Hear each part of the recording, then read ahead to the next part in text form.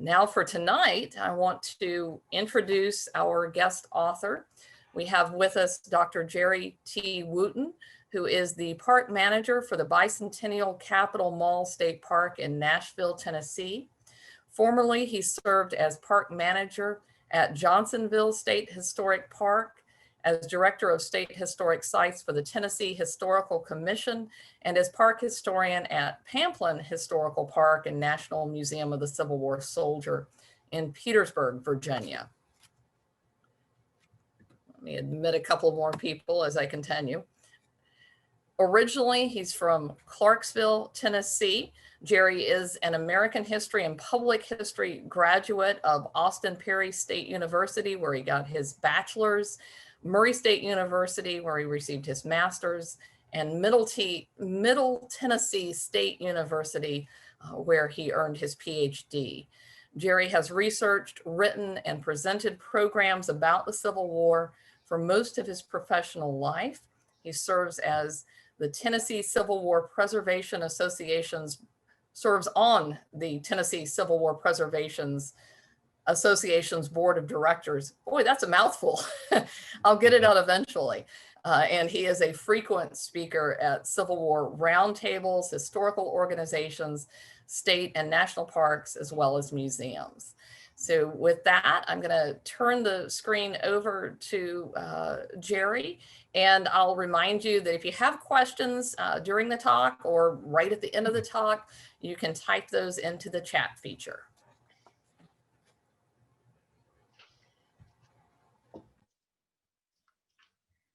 Okay, so am I on? Okay, I guess I'm on. Thank you, Kelly, for that wonderful introduction. It's a pleasure to be here tonight. It's always great talking to a former resident of Virginia. Spent a lot of time in Petersburg and lived in Richmond for a long time. So pleased to be here tonight speaking to all of you. And you know, fresh from Nashville, Tennessee tonight. I'm happy to report that we have no bombs going off, at least for the last 14 days. I was talking to Kelly, you know, all of you have been following that news. I've truly felt like I was back in the Civil War on Christmas morning because I live about a half a mile from that explosion. So I can only imagine what some of the artillery sounded like in 1864 at the Battle of Nashville. I got a taste of it on Christmas Day. But alive and well right here in East Nashville, right across the river in historic Edgefield. And it's a pleasure to be here with you tonight. I'm going to be talking to you about my new book that just came out last year by Savas Beatty, which is Johnsonville.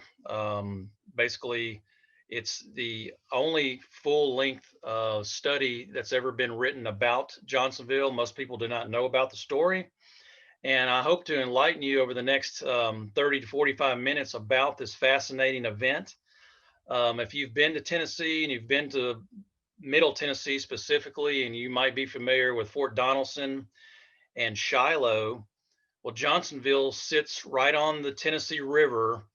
And I'll show you a map in just a minute that shows you some scale, but it sits right in between those two.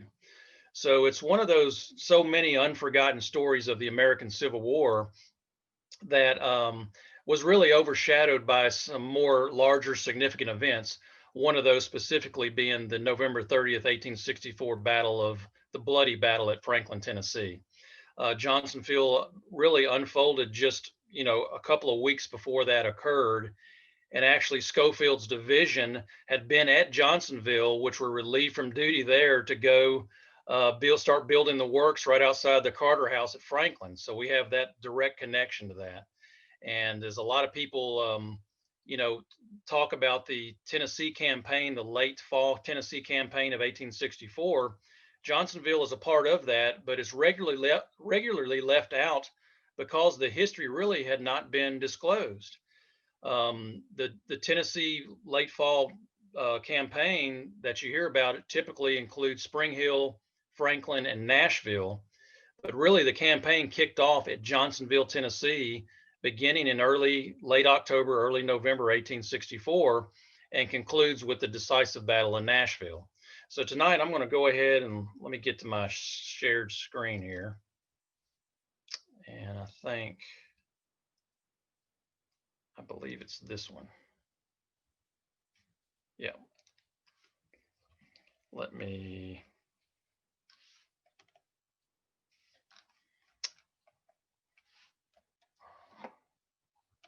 Is there a way to advance this, Kelly? If you use your, just the arrows, the up down arrows or side to side arrows on your keypad. Right, let me. You should be able to advance it. Just on your keypad. Right. And I'm doing that. Let me. Let's see. Let me start over here. Let me stop share. Let me go back into another program here. Here we go. And it keeps going to that. There we go. There we are.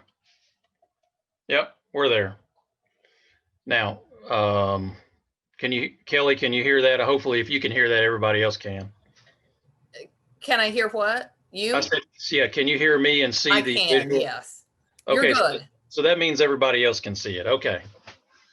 You know, we have to love the world of technical difficulties even in 2021. So the first, I've got some good slides to show everybody tonight. The first one here is of course the title of the book. Just very quickly, I'm going to run through a few opening slides to tell you what the place was. Johnsonville is named after Andrew Johnson, who was Abraham Lincoln's vice president at the time he was assassinated. He becomes president. But before that, he is basically established as a military governor by Lincoln once Tennessee falls to Union forces. Johnsonville initially became a Union supply depot constructed very late in the war, beginning in August 1863, and wasn't finished until September of 64, almost a year later. It became the largest supply operation ever built on the Tennessee River. This is a picture of Andrew Johnson. You know, federal forces captured Nashville in February of 1862. Just to give you some context, after the fall of Fort Donaldson, and appoints Johnson as military governor. This is a photo of, you see the Capitol, you see the state Capitol up on the hill. This was taken about 1864 by George Bernard. His protege is a man by the name of Joseph Coonley, who is going to be a big part of this story because he takes the only existing photographs of Johnsonville that's part of this slide program tonight. But what you're looking at there is the railroad terminal of the Nashville and Chattanooga Railroad that sat right at the base of Cedar Hill, where the Tennessee State Capitol sits today. I work, my current job is I direct the park around the state capitol. So I have this view every day. I see this building every day. It's the second oldest, second to Virginia and Maryland, third oldest in the nation. It was actually built by William Strickland, who built the Second Bank of the United States and all those famous Philadelphia buildings. And he came and built that state house that you see there today, and it's still actively used by the Tennessee State Legislature.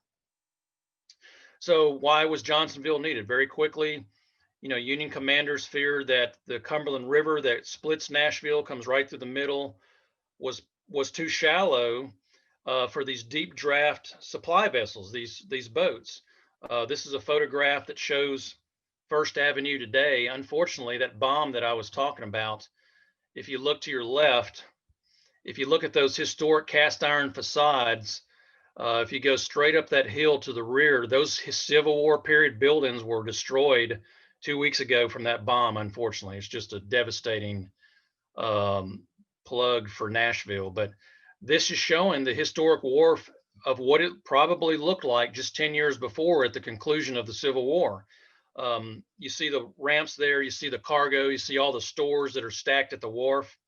This was a common scene when federal forces took Nashville in 1862. So you can see right there, the river, based on the clothing, this is probably late winter, early spring. You know, the river is still relatively low there. And that's the problem they were facing in the summer of 1862. So to resolve this, Johnson and the Union commanders at Nashville, they decided to construct an alternate base of supply that basically is 78 miles away on the deeper channeled Tennessee River. And they choose a site called Lucas Landing right here. If you look at Tennessee, in red is Humphreys County, Tennessee. And where you see that hump on the left, the Tennessee River basically is to the left of that, is that line that goes to all the way to the bottom. Shiloh is 2 counties down from that. So where you see the red county, Shiloh would be not the next one below that, but the next county, and that's Hardin County. So Humphreys County, right where you see that hump in Humphreys County, just a little bit, I wish I had a pointer, but just to the top of that is where Johnsonville would be. And then this is a photograph that shows just a fantastic find. This was taken about 1905. That still shows the unflooded Tennessee River. Today, it's the Kentucky Reservoir. It's been flooded right there. So this part of the Tennessee River is much wider. But this gives you a really good depiction of what this river looked like in the Civil War at Johnson. We're standing on the shore of Johnsonville. So in August of '63, kind of moving forward through this, and I'm not going to span the whole war because of our time, but there's a lot that takes place there. So the Army, under the authority of Johnson, begins construction of a military railroad to connect Nashville to this place at Lucas Landing along the Tennessee River. This gentleman right here, William Ennis, who is commander of the U.S. Railroad Department in Tennessee, is instructed to oversee the construction of what eventually becomes the Nashville and Northwestern Railroad. So you have many important railroads in Tennessee, but specifically the Nashville and Chattanooga, the Louisville and Nashville Railroad that comes from the north. And then the western line that went to the Tennessee River is this Nashville and Northwestern Railroad. 28 miles of that railroad had been constructed prior to the Civil War. So 28 miles outside of Nashville to a town called Kingston Springs. This gentleman right here, Colonel Ennis, with the 1st Missouri Engineers and impressed laborers, would begin construction of a 50-mile stretch of railroad that they would complete over watery, swampy terrain. 50 miles of that. Now think about it. Those are days before steam shovels and bulldozers or any kind of moving equipment, and they would complete this in less than a year. I argue all the time, and I argued in my thesis as part of my book, that it's probably one of the top 3 greatest engineering spectacles of the entire Civil War. But they were able to complete this, which this railroad eventually terminates at Johnsonville. So the labor needed to build the railroad would come from basically impressed Black men and from local communities and United States colored troop forces. I found this photograph in our Tennessee State Archives. This is one of those members. It's a really rare photo that shows basically a freed Black man, a freed African-American man who was offered his freedom once the federal forces come into Tennessee, and they start needing labor for the railroad. Johnson orders Union officers to go out into the surrounding communities and start impressing these free Blacks into labor battalions. Impressment is a naval term. So, in the impressment of men into the Navy, was done by the British Navy for centuries. So the term impressment that was being used really for the second time aside Butler down in New Orleans in the Civil War by Union forces is put to effect considerably in Middle Tennessee and in Nashville. And eventually over 73, almost 8,000 of these men, including teenagers and women, are impressed into service by the Union forces, primarily by Johnson, to construct and finish this railroad. This is a stage photo outside of Murfreesboro. Some of you may have seen this, but it does give you a depiction of what that construction detail may have looked like. This is from Virginia. This is from some of the photographs I had from Virginia, but I put this in here because it shows you probably what the railroad looked like when they finished completion. It was 11 feet across. That's it. If you're driving down a 2-lane highway today, that highway is 23 feet wide. So if you split that in half, each lane that you're driving on is only 11 feet. So one lane of that, if you can kind of put that into perspective of a modern day highway is the width of the railroad that was completed. In those days, the box cars that you see here led by steam engines were much narrower. They were much taller as well. And these were rails of the U, as they were called. It was iron of the U that was commonly used on Civil War era railroads. This is a period map created by Lieutenant Colonel Wooten that shows some of the, in red there, the completed Nashville and Northwestern Railroad. If you just follow that map off to my right, maybe your left, that would eventually start at Nashville, and that's part of the 78 miles. You can see where it terminated at the Tennessee River. And if you look at that position, you'll see the Tennessee River is relatively very straight right there. So the Union forces that would eventually build 2 forts at Johnsonville had a command view up and down the Tennessee River about 2 miles either way. So they could see any kind of potential threat by river that would approach Johnsonville by water. So on May the 19th, I mean, keep in mind, they started construction of the railroad in August of 1863. So 8 months later, the railroad, even though it hasn't been dedicated, hasn't been turned over to the military until September of 64, Johnson wants to make a big spiel about this. So he and a party of civilians and officers take the first train ride out of Nashville to this depot, this supply depot at Johnsonville. Now, something that I want to make sure you understand is that supply depots in the Western Theater, you know, they're in very rural areas. I mean, you have a scattering of depots, usually along water channels. Most of you, you know, in Virginia are familiar with City Point, Virginia. You know, that was the Union's largest supply depot in the entire Civil War. Second to that would have been Nashville, Tennessee. So Johnsonville and areas in Alabama, Dothan, Alabama, Anniston, Alabama, Gallatin, Tennessee, all these surrounding little communities and towns around Nashville had their own supply depots. And the picture I'm trying to paint here for you tonight is this is giving you a story of how this massive Union war machine was progressing as you got to the middle stages of the war. Really, the Union Army had no idea on how they were going to effectively supply their troops in the field, or really had a good grasp on it, led by Montgomery Meigs, until late in the war, until late in 1863. So by November of 1863, they really start putting together this system of supply depots, which Johnsonville becomes one of those outlying depots. By the way, in a flowery dedicatory speech, Johnson stepped to the rear caboose of that train that pulled into Johnsonville. And as the local lore kind of tells the story, he stepped out onto the back of this caboose, jumped onto a pile of nearby railroad ties, and there was some iron rails that were kind of lying across those ties. And for some reasons, a woman, probably a civilian working at the supply depot, just appeared out of this crowd. And the only crowd that would have been there would probably be a handful of sailors at the wharf and workers at the wharf, and probably some USCT soldiers and civilian workers. But somehow she handed him a wine bottle.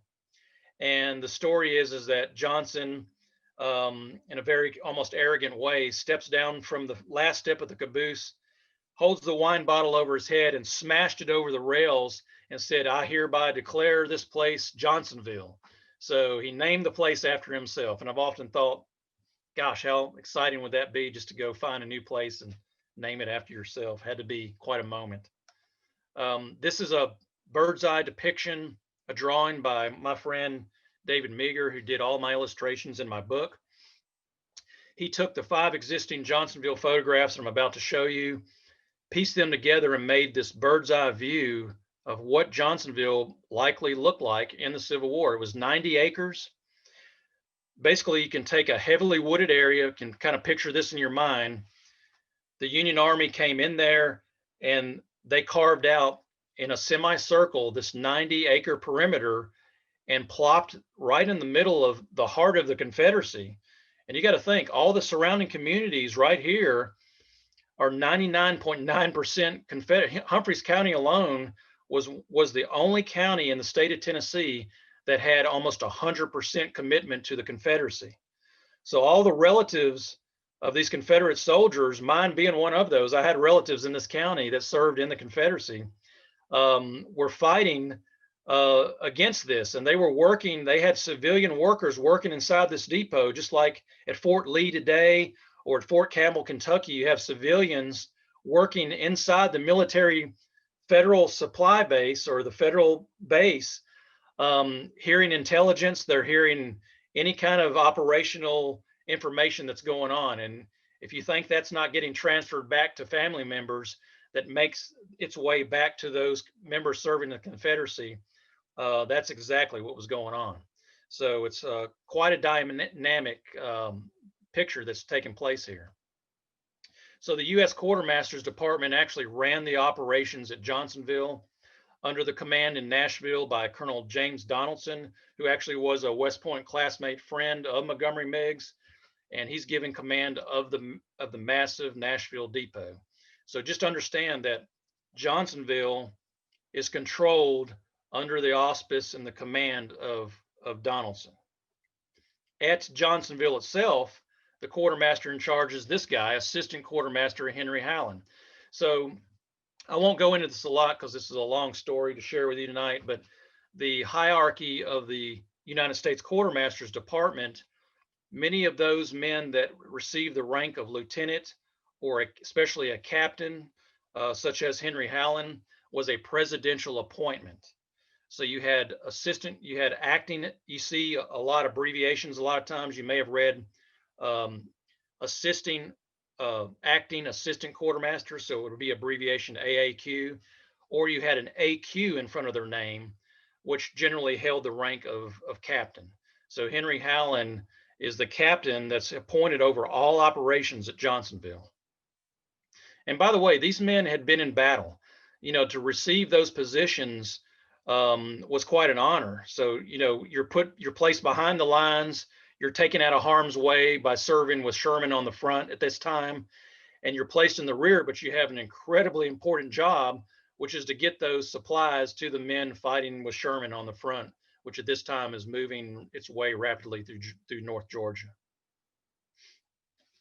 This is a period map that shows Johnsonville, drawn in 1864. So this gives you a really good depiction of that 90 acres carved out of the woods.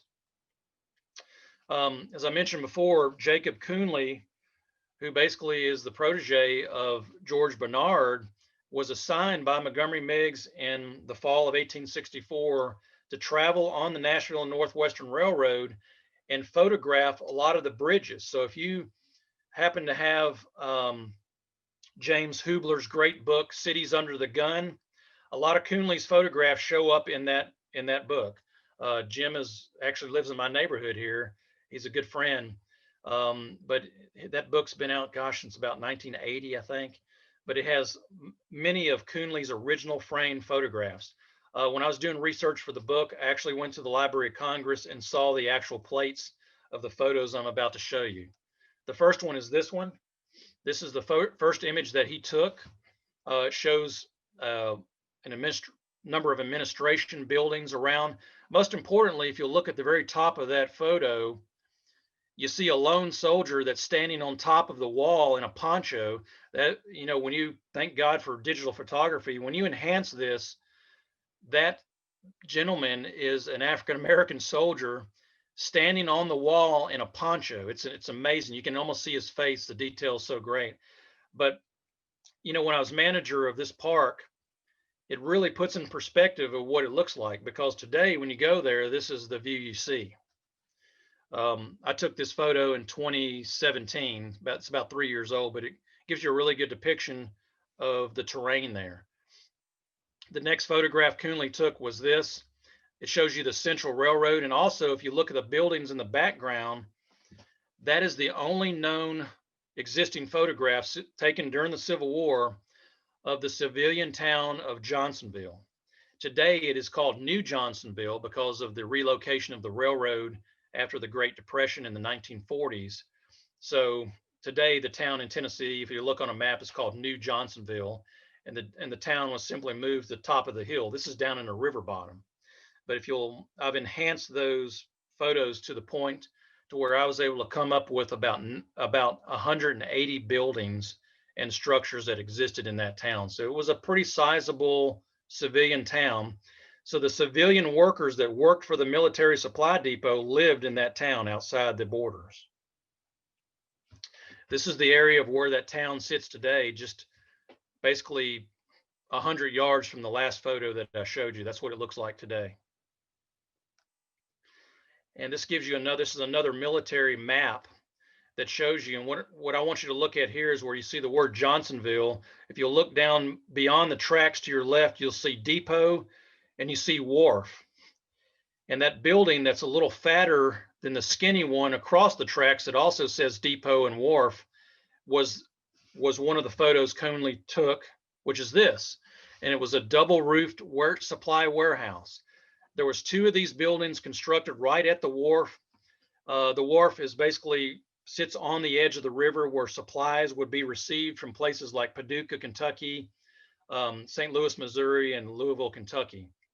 So as these supplies came upriver, they would haul them into these freight transfer warehouses where they would be loaded on the train sitting on the tracks that you see there in your foreground and carried off. You see stacks of wheelbarrows right underneath the edge of the roof there, and you see men in overcoats. What's so spectacular about the Johnsonville photographs, and I got into a discussion about this with Gary Gallagher when he was writing the Union, his book on the Union War. He had the Confederate War, and then there came out one called the Union War. He was fascinated to know that a lot of these photographs show United States colored troops, the only Civil War photographs that exist, wearing overcoats. So you can see some of these men that are down there, not the white men against the building, but if you get in the foreground with the pictures I'm going to show you, you'll see what I'm talking about. That's what it looks like today. Those are some of the cannon that we have stationed there in the park. I work for the Park Service in Tennessee. I'm a manager of that park in Nashville, the capital of the state capitol grounds. But I was here before that, and we had a lot of these artillery pieces placed there as static displays. That is the 4th photograph that Conley took. He's standing, basically you see the ridge where he turned his camera back toward the fort in the distance and shot the entire span of the depot. You see the coal and the wood fire smoke that covers the area. Specifically, if you look right in the foreground, you'll see a raised railroad bed. Well, if you go to Johnsonville today, you can still see that. That's kind of a enhanced version of that. And there it is. It's just like you walked out of the woods 150 years ago and it's still there. It's unbelievable. I've lived in Virginia, and as a Civil War historian, been everywhere in Middle Tennessee and West Tennessee looking at earthworks. I don't think I've ever seen anything quite as well preserved as getting the feeling of you're standing right on the tracks of the photographs I've just showed you 155 years later, and they're still right there in the ground. You can see them. They just ply right off into the river as you see today. I thought I'd throw a winter shot in here. This is what the area looks like near that railroad track today as it leads right into that area. This is the central part of the depot. This is the last photo that Conley took, and the most famous one. This shows the unlimbered 2nd United States Colored Light Artillery in the foreground. Just a wonderfully framed photograph. The Tennessee River is off to your left in the background. You see the rail cars to your left. Bordered by Trace Creek. Trace Creek was a tributary that flowed into the Tennessee, and that's the fog that you see in the background on your right-hand side of the back part of the photograph. Amazingly, what I love so much about this picture is it does show the overcoated African-American soldiers standing on the loading platform. These are not depot workers. They're actually there guarding the depot. So you had a number of African-American black troops guarding this supply depot. And if you've seen that movie Glory, the one with Matthew Broderick and the 54th Massachusetts, Massachusetts, that's a Southerner trying to say that word. That officer right dead center down below the loading ramp is looking back at Coonley taking the shot. And when you enhance that, you can see clearly it's a young officer. He's, probably 22, 23 years old, but he's probably the white officer leading these African-American troops. And just so many great details of this photograph. If you ever get a chance to go on the Library of Congress's website to their Civil War photograph collection, you can pull this up to almost 6,000 DPI, and you will not believe some of the detail that you'll see in this photo. This is what it looks like today. That's an aerial photograph of Johnsonville taken in 1937 before TVA flooded the Tennessee River to form Kentucky Lake. But it gives you, if you look at in the middle of the photograph, you see the town that eventually expanded, but you can see the curvature of the railroad that I just showed you. So, 80 years after the Civil War, 70, 80 years, it was still in operation, and the Tennessee River was not bridged by a railroad bridge until 1867, 2 years after the war. And just up to the left corner of that photo, you can see the railroad bridge as it crossed the Tennessee River. So the only place in Tennessee that you could cross the Tennessee River to get from Nashville to Memphis was Johnsonville, Tennessee, and that's the bridge that you're looking at right there.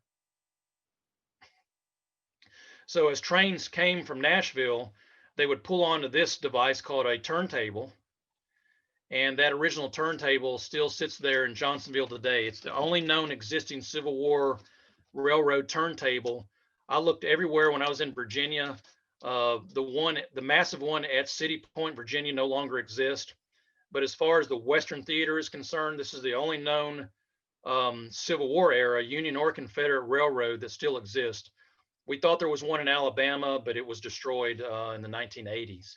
So if you go to Johnsonville, Tennessee, and you're a railroad fanatic like myself, you'll really love seeing this, because that you can see the stone in the middle, and you can also see the pig iron screws that held the actual turntable itself. That's right there in the middle. That's what you're looking at. So just very quickly, the Union forces at Johnsonville was this. It was a total force of about 2,270 men. You see a combination of, you had one white infantry regiment of about 700 men. That was the 43rd Wisconsin. A number of USCT troops. You had, for the first time, armed quartermaster department employees. They had about 800 of those men that had been assigned there by Donaldson. And then you have a number of batteries and mounted infantry as well. The garrison, and again, you'll read about this in the book, but you have two commanders in charge at Johnsonville.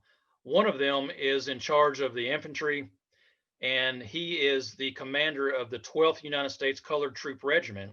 And his name is, he's a young man, 24 years old, Charles Thompson.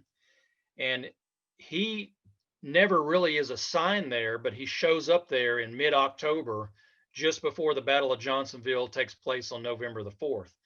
And he's basically, he assumes command himself as the ranking officer on site there. So he shows up, he's a man from Maine. He shows up with his regiment, and all of a sudden he looks around and it's like, oh yeah, I'm the ranking colonel in charge here. So out of those 2,200 men, he's the guy that's in charge, and he's the one that will be there when the battle unfolds. There's also naval forces. There's about 400 sailors that are inside of this depot. So think about what's going on. You got civilians, you got quartermaster depot employees, you've got naval sailors, you got Army soldiers, and then you have all these Teamsters. You have all this going on in this 90-acre compound. I mean, what a convoluted mix of people on the banks of the Tennessee River, all there for just supplying the Union forces, primarily Sherman's men that are trying to get through Georgia. I can't imagine how, just like I mentioned, how convoluted, confusing on a day-to-day basis this had to have been for either one of those commanders. This just shows you one of the pictures of the United States Colored Troop men that was assigned there. And then there's some of the naval vessels that I mentioned. I'm trying to keep to our time without going into this through detail. There were 26 vessels. A lot of the vessels were transport boats that were used to transfer supplies to the depot. However, the U.S. Navy owned only 4 of those vessels, and they were transport boats that had been converted to armed vessels that were called tin-clads. These are 200-ton vessels, most of them rear paddle wheel driven. There was one side wheeler there, but most of them were driven from the stern. And you see those boats that are listed right here. And they were, all the Union Naval Brown Water Navy boats were listed with a number. These ones, 29, 32, 52, and 55, were part of the naval garrison that was assigned to guard Johnsonville. And David, who was a naval historian, David Meager, my friend that did the illustrations, just did a remarkable job drawing what they look like, because we have no photographs of these vessels, but we do have depictions of what he thinks they look like based on sister ships and sister boats to these particular boats. But the 4 Johnsonville vessels, except for the USS Key West, we do not have photographs that exist of that. I've researched everything. I was only able to find one, and that was the USS Key West. So we'll kind of get into the Confederate side of the story now. The Johnsonville campaign, which is what I call it in the book, or expedition, really begins in late October of 1862 when Nathan Bedford Forrest concludes his Athens, Alabama raid. Eventually his force ends up in Corinth, Mississippi, really toward the latter part of September, early part of October. And so Forrest, with his force of about, at that point, he's got about 2,200 men, are at Corinth, Mississippi. There he is right there. You know what he looks like. So here's the campaign. I'm going to just real briefly go through this. So Forrest's commanding officer was Lieutenant General Richard Taylor. He's ordered to make a raid into West Tennessee. Now, keep in mind, this is Forrest's, through the war, this would be his 4th raid into West Tennessee to secure food, to secure mounts for his men, which at that time of the war are mainly mounted infantry, and especially rations. They're looking for food. Keep in mind, at this stage in the war, the Confederacy is losing the war, and they're losing badly. And the subsistence in West Tennessee has just been, it's just been raped. I mean, they have scavenged that place down to nothing. So they're going back into West Tennessee and hopefully making their way into Western Kentucky to secure the well-needed rations. So that's why Forrest is making this campaign possible. Also, his orders were to sever Sherman's back communications, delay Thomas at Nashville from concentrating troops, which certainly didn't happen, and assist Confederate General John Bell Hood's advance into Middle Tennessee. His 1st division is led by this man, James Chalmers. Most of you as Civil War historians have certainly heard of him. He's in charge of Forrest's 1st division with Forrest's cavalry. His 2nd division is led by very able and capable Brigadier General Abraham Buford. He's one of my favorite of all division commanders. Fascinating general if you ever get a chance to read more about him. His young chief of artillery is quite the star of the story. Just like Thompson, 24 years old. He's basically in May of 1864, Forrest places him in charge of all of his artillery. So Forrest's artillery that accompanies his mounted men, mounted infantry and cavalry troops, are always accompanied by Morton and his 4 batteries. So Morton and Walton's battery is basically assigned to Buford's 2nd division that accompanies Lyon's brigade, and eventually they meet up with Chalmers, who's at this time is operating in in and around Memphis, Tennessee. So very quickly, Forrest sends orders to Chalmers to leave the vicinity of Memphis and ride his depleted 600-man force to rally with him in Jackson, Tennessee. So if you know where Jackson is, if you know where Nashville is, you go west, and halfway between Memphis and Nashville on I-40 is Jackson. So if that puts it in perspective for you. So they tell them to meet there. All the force's men rally there, and they start riding north to Paris Landing, Tennessee, which is on the northern border of Tennessee. As they arrive at Paris Landing, Buford's men keep going on about 5 more miles into Kentucky, and they occupy an abandoned Confederate fort called Fort Heiman, and they're there about October 28th and October 30th. These are some of the original earthworks. They're owned by the National Park Service today. That's a photograph about 2016, I believe, that I took while they were doing some preservation. But if you go there today, you still see the original fort and you still see the original earthworks that were occupied. This is the sister boat, the USS Nymph, number 54. The Undine was 55. Forces end up capturing this boat and a transport boat called the Venus, and they occupy these boats, eventually being used to board these boats. The scene is just one that you just don't hear of. It's one of the only times in military history. There was one other time in the Crimea War where you actually had cavalry troops capture naval vessels, board those naval vessels with their horses, turn them around and use those guns against the Union Navy. So they turn these boats around at Fort Heiman after capturing these vessels, after destroying 2 other transport boats that were coming upriver after planting artillery. And they sail 40 miles upriver from this point, right at the border of the northern border of Tennessee, to Johnsonville to attack the depot from water. I told you this gets confusing. These are the names of some of those boats: the Mazeppa, the Venus, which they use, the Undine, which they use. And keep in mind, the Undine is on that list that I showed you earlier. It's one of those Union naval vessels. And the Cheeseman was another one. They ended up burning the Cheeseman. One battle that's associated with this story is one that most people have never heard of unless you're a Civil War naval historian, and that is the Battle of Reynoldsburg Island. This takes place the morning before and the morning after, or the morning of, the Battle of Johnsonville.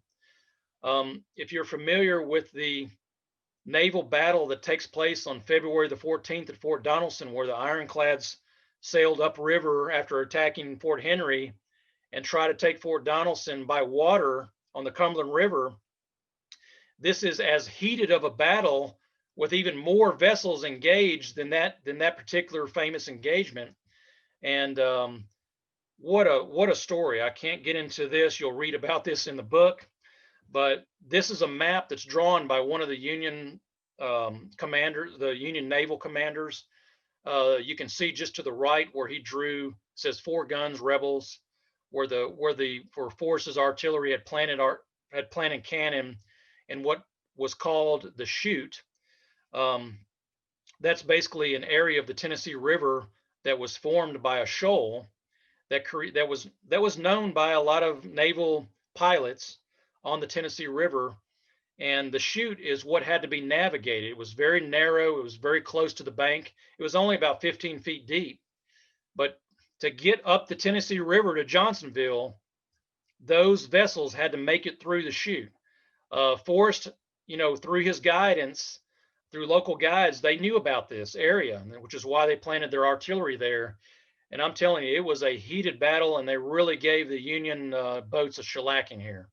A lot of the other vessels from Johnsonville sail up, and on the afternoon of the 3rd, there's quite a naval battle that takes place just about 2 miles north of Johnsonville. You're looking at Johnsonville at the top of this map. That's actually south. So since the rivers in Tennessee flow north, they were heading upriver at this point. So And then, of course, there's the one photo that I promised you that shows the USS Key West, which is actually King's flagship. That's the one that's right to the left. That shows a common flotilla of the Brown Water Navy that operated regularly on the Tennessee River. That's a photograph taken probably somewhere around Cairo, Illinois, or Paducah, Kentucky on the Ohio River. I found this in the Norfolk Naval Archives, which was just an amazing find.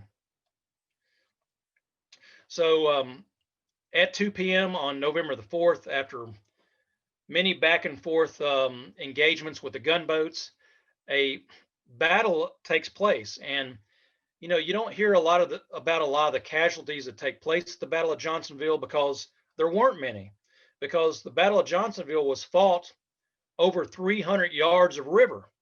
So unlike so many Civil War battles that are engaged on open fields or in heavy wooded terrain, such as the Wilderness and Shiloh, you have very few casualties from the Battle of Johnsonville, but it's one of the most significant, magnificent artillery battles that takes place in the Western Theater.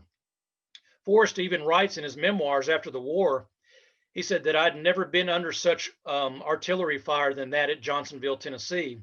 And he even wrote there, which was one of the titles of the chapters in my book, that says the firing was terrific, and was followed up by some of the most terrific firing that I had ever experienced in the entire war. And that was coming from Nathan Bedford Forrest, one of the most embattled characters of the war. So that's saying a lot. But at 2 p.m. on November the 4th, through concealed artillery batteries, Forrest orders his officers to set their watches, and they commence firing on the depot across the river. This is really kind of a bad, unauthentic depiction, but it does show you probably close to maybe what it looked like with the boats at the wharf. They were much closer than what you see here. Immediately, the Union gunners in the fort at in Fort Johnson on the Johnsonville side, on the Union side, respond. So back and forth for 3 hours is this tremendous artillery battle. Even to this day, Schinkel shells and 20-pounders and 30-pounders and even 24-pound Dahlgren Seacoast artillery rounds have been found in New Johnsonville, embedded into hillsides. I think after doing the book on this and after combing the ORs, especially the naval ORs, I think there was probably close to 1,500 to 2,000 rounds, artillery rounds, exchanged as part of this battle. So if you think about the night firing that went on at Shiloh from the gunboats Lexington and Tyler that fired all night long into the Confederate lines, times that by about 50, and that's what gives you the Battle of Johnsonville. And it is a extraordinary battle that takes place here on the banks, late in the war, on the banks of the Tennessee River. This is what the earthworks look like today from Fort Johnson. They're still there, very well preserved.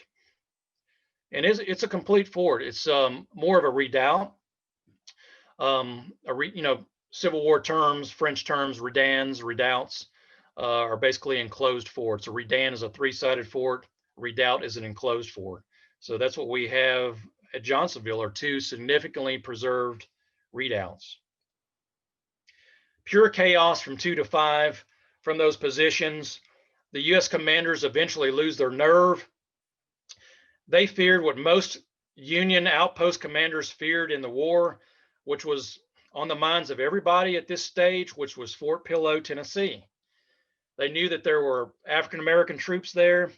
They knew what had unfolded by the same troops, by Nathan Bedford Forrest at Fort Pillow.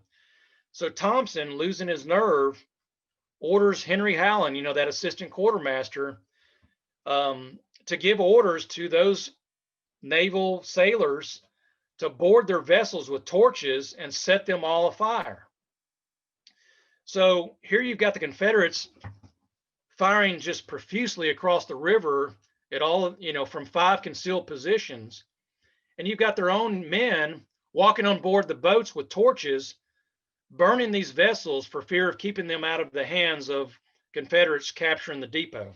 somehow Thompson had received intelligence that Forrest was going to surround Johnsonville, somehow ford the Tennessee River, surround it from the land side and capture it, and basically try to make an unconditional surrender like Fort Donaldson. That never was in play, and that never happened. It was always going to be an attack from across the river. Forrest's troops never penetrated the eastern side of the Tennessee River during the battle. The bulk of the firing on the 4th concludes about 5 o'clock in the afternoon. It assumes the next morning at 7 a.m. One of Rice's battery, and Rucker's infantry brigade, begins firing back at the town and the depot early in the morning. And that's the time where United States colored troops come down out of the fort, line the river, some 400 troops with small arms, and they begin engaging it. Now the artillery basically has moved out, and they begin engaging with Rucker's brigade. You got 1,000 small arms firing at each other across this 300-yard wide river. So you have this second part of this hellacious battle that takes place, but once again, very few casualties. On the Union side, at the end of all of this, there's only about 50 casualties. On the Confederate side, there's only 2 casualties, and one of those men is killed by a limb from the very precise Union artillery fire that knocks the limb off, falls across the Confederate cannon, breaking one of the gunner's necks, and he's one of the 2. I'm not sure about the other guy. The last shots of the Battle of Johnsonville are finally conclude 2 days later. It's a 2-day battle, about 7 p.m. when Forrest withdraws to the town of Perryville, Tennessee, eventually making their way back through some of the worst weather in the Civil War in the Western Theater. Horrible mud. The withdrawal back to Corinth took them about a week, but they eventually make it back to Corinth sometime around November the 10th. By the way, I put this photograph in here. During the battle, the USS Elphin, the Tarwa, and 2 barges with about 26 vessels are sank right at the base of the wharf. So today, Johnsonville has the largest collection of inland river Civil War naval vessels that are still in the river. They're right there. They're in about 15 feet of water. There have been 4 attempts to raise 4 of those gunboats. And unlike the success of the USS Cairo in 1963, with the help of Ed Bars, they've been unsuccessful. The Tennessee River is if you've ever done any diving, if you've been in that river, it's very difficult. You don't see anything. So they've had to depend on underwater archaeological magnetometers to see the imprint. And we do have those reports with the state of what they look like. But the Civil War wrecks are still there. And it's a remarkable Civil War archaeological part of the Johnsonville story. There you see some of the Union losses. Forrest estimated this in his report to be about $6,700,000 worth of captured Union supplies. There's the Confederate losses that I described earlier. Schofield eventually shows up there the day after as reinforcements. They commence in reinforcing the other redoubt, which is the upper redoubt that you see there. There's a remarkable earthwork still on the park grounds today. Thomas eventually, as Hood approaches Spring Hill into Middle Tennessee, orders Johnsonville abandoned, and all the stores and all the supplies, all the equipage, put on those trains and shipped back to Nashville. So as John Bell Hood is attacking troops at Spring Hill, Tennessee, as this Battle of Spring Hill is unfolding the day before the Battle of Franklin, as Franklin is unfolding, the last trains at Johnsonville are leaving the depot. So the results, Johnsonville was a rare tactical Confederate victory. Forrest wins one of probably his most successful campaign of the war. Strategically, however, it had little effect against Sherman's massive war machine, which at this time is now moving rapidly through Georgia. 1/3 of Johnsonville supply depots destroyed on November 4th and 5th.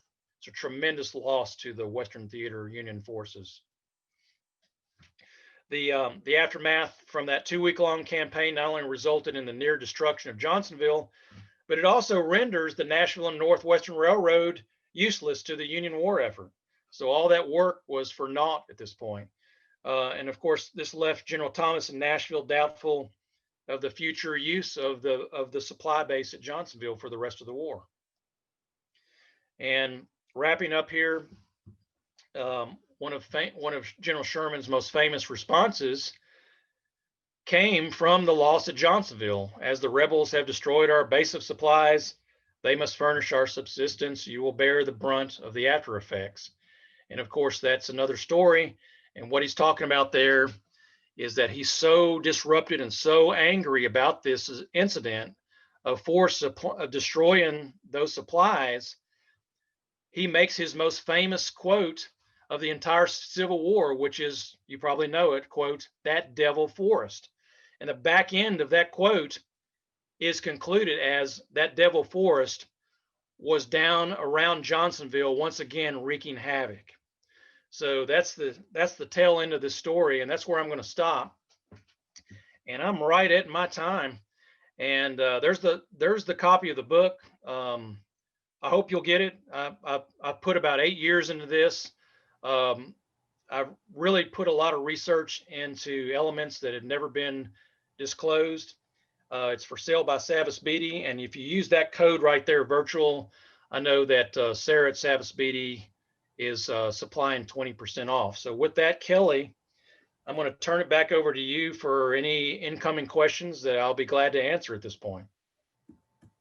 All right. Well, thank you, Jerry. That was great. I don't know a lot about the war in kind of the West, so I feel like I really learned a lot tonight. So it looks like there's a question that says, why do you think this country was almost 100%, or this county was almost 100% Confederate in its sympathies, unlike other Tennessee counties, which were more divided? Well, because this part of Middle Tennessee that basically borders West Tennessee, you got to think, Tennessee was split into 3 regions. So you've got, West Tennessee that's divided by the Tennessee River, Middle Tennessee, which had a lot of divided loyalties. A lot of it eventually did go for the Confederacy, but almost all of East Tennessee, even though East Tennessee had a number of Confederate contingents, was pro-Union. So this area of Tennessee specifically, Hardin County, Humphreys County, Stewart County, a lot of those Tennessee River bordering counties that I showed you, if you recall back to that map where I showed you Humphreys in red, all of those that bordered to the north and south, almost every one of those counties were over 90% recruitment for the Confederate forces. I made a really good point to research those facts to make sure that what I was writing about with those forces that were being mustered into those regiments was right. And sure enough, I was amazed to find that, there was very, very few recruits that joined any kind of Union force, even after the federal forces captured Nashville in late February of 1862. But yes, it was pretty extraordinary learning that fact. Yes, but most of West Tennessee, practically all of West Tennessee, was very pro-Confederate, just like the Jackson Purchase of Western Kentucky. I hope that answers your question to an extent. Sounds like it did. And somebody had asked if there were any remains of the railroad. I think that was before you showed the photographs of that. Then there's a question. I understand that it was Captain Morton who invited Nathan Bedford Forrest to join the KKK after the war. Is that correct? I'm not sure about that. I've read a lot of varying accounts of that. Confederate Veteran Magazine has early issues of Confederate Veteran Magazine have a lot of very interesting stories about that invite. I would lead you to read Jack Hearst's biography on Forrest because he goes into that a lot. But I do know what you're talking about, and eventually, John Morton becomes Governor Morton of Tennessee. Was pretty actively involved in Confederate veteran reunions. As far as his invitation into the Ku Klux Klan, I don't know. I cannot speak to that. I'm sorry. All right. And then Robin would like to know, was slavery prevalent near Nashville? Yes. And there were, there was a number of slave owners in Nashville. There was tremendous amount of land or properties that are around the central part of Nashville, plantations. I hate using the word plantations a lot. They're more farms. Your plantations, you see more of those south of Nashville, like Columbia, around the bigger land areas. You got to think, Nashville was a good sized city. But there were enslaved people, quite a few of them in Middle Tennessee. And when the Union forces came in there, of course, they received their freedom. And they remained free in the occupied city as the Union forces stayed there. However, as the armies moved out of Nashville and they moved south with the war, a lot of those freed men and women were left unprotected in those communities. And you got to remember, those communities that I was talking about that were highly percentage wise, that went with Confederacy.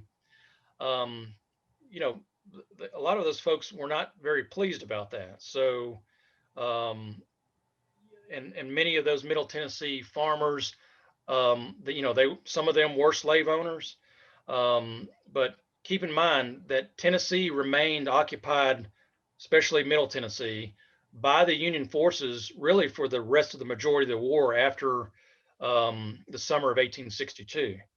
So you've got a lot of those freed men and women that are still there under the acting authority of the Union soldiers.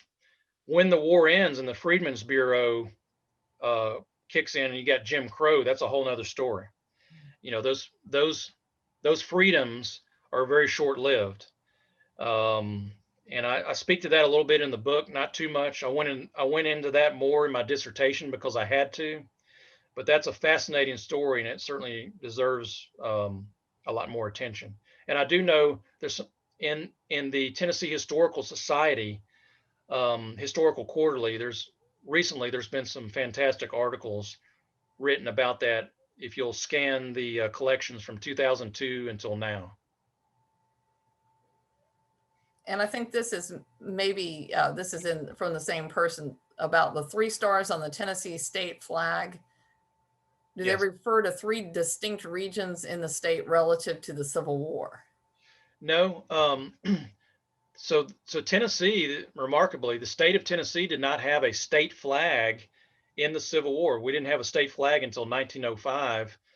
That was designed by a National Guard member. His name was Leroy Reeves. But yes, his intention there is that the 3 stars stand for the 3 grand divisions of the state: West Tennessee, Middle Tennessee, and East Tennessee. But of course, since Nashville was the capital, the argument was who gets the higher star on the flag. So if you look at the Tennessee state flag today, gosh, I wear one on my uniform every day and I don't have one right here near me. But if you'll look at that flag, you'll look at the juxtaposition of those stars. There's not one of those stars in the middle that is higher than the other one. They're kind of turned in a way where they're all at an angle. And that was because of that argument. And they're bound together. The first model of the flag did not have the white band that surrounded the white stars. It has a blue circle, white stars in the middle, surrounded by a continuous white band that signifies Tennessee's unity of those three grand divisions. Huh. And Tennessee did have a state seal that represented commerce, transportation, and agriculture that you may have seen on some of the state regimental flags and the buttons early in the war. But that's a really good question. I love the flag history stuff. I see it every day. Thank you very much for that question. I appreciate it. And I think one last one, Carol wants to know, where were the ironclads built? Well, a lot of them were built in shipyards in Cairo, Illinois, and St. Louis, Missouri. There were some that later in the war that were constructed in Louisville, Kentucky, and Cincinnati, Ohio. Cincinnati had a major naval ironclad, naval yard there that constructed those boats. So a lot of the poop turtles that you hear about, the brown water Navy boats, many of those most of those came out of Cincinnati, Pittsburgh, Pennsylvania, and eventually St. Louis, Missouri. And of course, when New Orleans fell, those ports down there were eventually converted by the Union forces as well. Very good question. Thank you. This has been an excellent talk. I love the images. You had so many great photographs too. I put the link to Savas Beatty in the chat. So if anybody wants to go right now and purchase the book, you can just click on that link and get to their website real easily. And thank you all for joining us tonight. And once again, thank you, Jerry, for... My pleasure. I'm so glad to be here, and thank you for the invite. And I hope y'all, if you get the book, I hope you enjoy it. Like I said, it was an 8-year part of my life, and I put a lot into that to tell this remarkable story. So I hope you'll enjoy it. Well, thank you, and good night, everyone. And remember, we've got a history happy hour on Monday. Thank you all very much for having me here. Enjoyed being with you.